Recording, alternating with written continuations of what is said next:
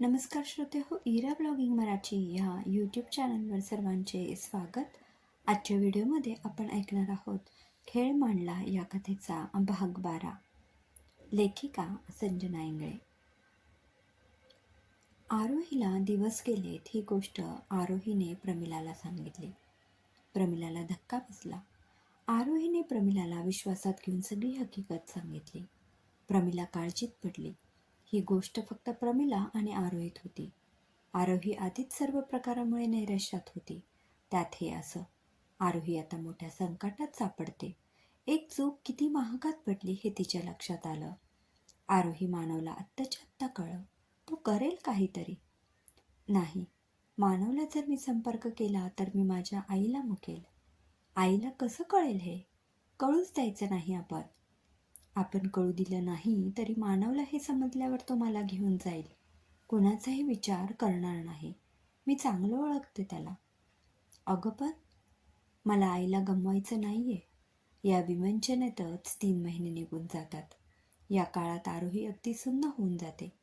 पुढे काय करायचं, काय होईल, कसं सर्वांना सामोरं जायचं इतका विचार करण्याइतपतही तिची मानसिक स्थिती ठीक नसते. दिवसभर शून्यात नजर भिडवून बसून असायची. मामा मामीला मुलाचं प्रकरण आहे हे समजलं होतं. त्यामुळे कदाचित आरोही असं करत असेल असं त्यांना वाटू लागलं. त्यांच्या परीने त्यांनी आरोहीला जमेल तितका आनंदी ठेवायचा प्रयत्न केला. मामा तिच्या आवडत्या वस्तू तिला आणून दे. मामी तिच्या आवडीचं खायला बनवत असायची. आरोहीला मामा मामीचा खटाटोप समजत होता. त्यांना बरं वाटावं म्हणून उसनं हसू ती आणत असे. पण 3 महिन्यानंतर मात्र आरोहीचं पोट नजरेत भरू लागलेलं. मामीला शंकाही येऊ लागली. कारण 3 महिन्यात आरोहीचा मासिक धर्म सुरू असलेला मामीला जाणवला नाही आणि आता पोटही पुढे येऊ लागलेलं. या गोष्टीवर मामा मात्र चिडला. पोरीने ही थेर केली आणि तिच्या आईबापांना आपल्या गळ्यात मारलं तिला. आपल्याला समाजात राहायचं आहे. तिला परत पाठवून देऊ आता. अहो, काही काय बोलताय?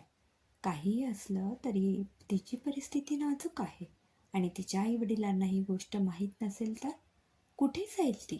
एकतर विहिरीत उडी घेऊन जीव देईल, नाहीतर स्वतःला विकायची वेळ तिच्यावर येईल. मामा हे ऐकून भावनिक झाला. त्याच्या डोळ्यात पाणी आलं. पण ऐका माझं, नेमकं काय झालंय हे आधी जाणून घेऊ. दोघेही आरोहीकडे जातात. आरोही डोळे लावून निपचित पडलेली असते. तिला जेवण जात नव्हतं आणि फोडणीचा वासही सहन होत नव्हता. मामा मामीला असं एकत्र आलेलं पाहून आरोहीला समजलं की आता आपल्यावर प्रश्नांचा वडीमार होणार. बेटा, तू गरोदर आहेस?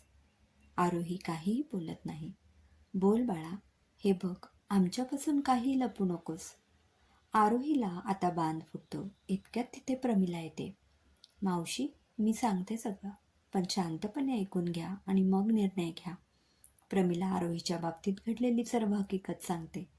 मामा मामीला ते ऐकून वाईट वाटतं. आरोहीच्या आईच्या हट्टामुळे आरोही तिच्या प्रेमाला मुकत होती आणि सुयोग्य मुलगा असूनही आईने मरणाची घातलेली अट आरोहीला मानवपासून थांबवत होती. सगळं काही ऐकून मामा मामी बाहेर आले. मान्य आहे की आरोहीबाबत वाईट घडलं, पण म्हणून आपण काय करणार आहोत? एक काम करू, उद्या डॉक्टरकडे जा दोघीजणी आणि तिला मोकळं करून आणा. अहो, काय बोलताय तुम्ही? त्या जीवाचा काय दोष त्यात? मग कोणाचं नाव लावणार ते मूल? काय सांगणार जगाला आपण? कोण सांभाळ करणार त्याचा? प्रमिलाही तिथे येते. मीही हेच सांगत होते तिला की मोकळी हो, पण ती ऐकत नाहीये. कसं ऐकेल?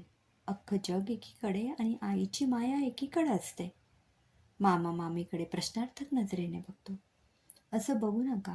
पदरात आलेलं वांझोटेपणा आईपणाची माया बदलत नाही. मग काय म्हणायचं आहे तुला? ते मूल आपण पदरात घेऊ. बाळासाठी आपले सगळे उपाय संपलेत. आयुष्यभर निपुत्रिक राहण्यापेक्षा आपण तिचं मूल सांभाळू. लोकांना काय सांगशील? दत्तक घेतलं आपण असं सांगू. मामाही विचारात पडतो. निपुत्रिक असल्याचं दुःख त्यालाही सलतच होतं. आता घरात एक बाळ येणार, घर आनंदाने भरून जाणार. आपण निपुत्रिक नाही राहणार. रक्ताच्याच नात्यातील जीव आता आपल्यात येणार म्हणून मामाचं मन एकदम हरकून गेलं. अपत्यप्राप्ती होणार म्हणून मामा स्वप्न पाहू लागला. चालेल, मला हवंय मूल, पण एक लक्षात असू द्या, प्रमिले, ही गोष्ट कोणालाही कळू द्यायची नाही. लांबच्या गावातला डॉक्टर आणतो मी घरी. इकडे नेलं तर लोक शंका घेतील. आरोहीला जपण्याची जबाबदारी प्रमिला आणि सरिते तुझ्यावर. असेही मळ्यात आपली दोनच घरं आहेत. कुणाक समजणार नाही, पण तरीही आरोहीला बाहेर पडू देऊ नका. मामीला अत्यानंद झाला. आरोहीचं बाळणपण अगदी मनापासून करायची मामीची इच्छा होती. पण पुढील 6 महिन्यात आरोहीचे आई वडील इथे आले तर? प्रमिलाने आपली चिंता व्यक्त केली. त्याची खबरदारी मी घेईन, मामा म्हणाला. ठीक आहे, चला चला, मला आरोहीसाठी छान शिरा बनवायचा आहे. आणि हो, डॉक्टरांना लवकर घेऊन या. बाळंतपणात लागणारी काही औषधं देतील ते. आरोहीला काहीही कमी नको पडायला. क्षणात वातावरण अगदी पलटून गेलं. प्रमिला आणि मामी आरोहीच्या गोड कौतुकात राबू लागले. तिला हवं नको ते सगळं पाहू लागले. आरोही मनोमन समाधानी होती. तिचं बाळ या जगात येणार या पलीकडे तिला काय हवं होतं? मामीकडे का होईना मूल आपल्या नजरेसमोर राहील. पुढे आपलं काय होईल याची काळजी तिने सोडली होती. पोटाला हात लावत मानवचा स्पर्श ती अनुभवत होती. अपघाताने का होईना, पण आईपण हे आईपण असतं. बाळासाठी संपूर्ण जगाशी लढायची ताकद हे आईपणच देतं. आरोहीला 6वा महिना लागला. बाळाची पोटात असलेली हालचाल जाणू लागली होती. मामी आणि प्रमिला सगळी कामं सोडून पोटातल्या जीवाजवळ बसून असत. झोपला असेल का ग? शांत दिसतोय. उठायची वाट बघूया. तोच आरोहीने दोघींचे हात पोटावर घेतले. बाळ उठलं बघा. बाळाची हालचाल दोघींजणी अनुभवू लागल्या. प्रमिला मावशी बनून कौतुक करून घेत होती, तर दुसरीकडे मामी स्वतःचा आईपण दुसऱ्याच्या गर्भातून अनुभवत होती. आरोही, दुपारी माझ्याकडे ये जेवायला. तुझ्यासाठी आज मस्त खीरपुरीचा बेत केला. म्हणजे आम्हाला नाही का जेवण? तुम्हीही या मामी. अगं गंमत केली. स्वयंपाक झालाय माझा. तुम्ही जेवा छानपैकी. मी घरातला आवरून घेईल तोवर. आरोही प्रमिलाकडे जेवायला जाते. जेवण होताच दोघीजणी अंगणात बसतात. प्रमिलाचं लक्ष मामाच्या घराकडे जातं. आरोही, कोण आलाय ग? दारापुढे कोणाची गाडी उभी आहे? आरोही तिकडे बघते आणि तिला दरदरून घाम फुटतो. आई बाबा. क्रमशः. श्रोते हो, कसा वाटला कथेचा हा भाग कमेंटमध्ये नक्की कळवा. पुन्हा भेटूया कथेच्या पुढील भागात. धन्यवाद.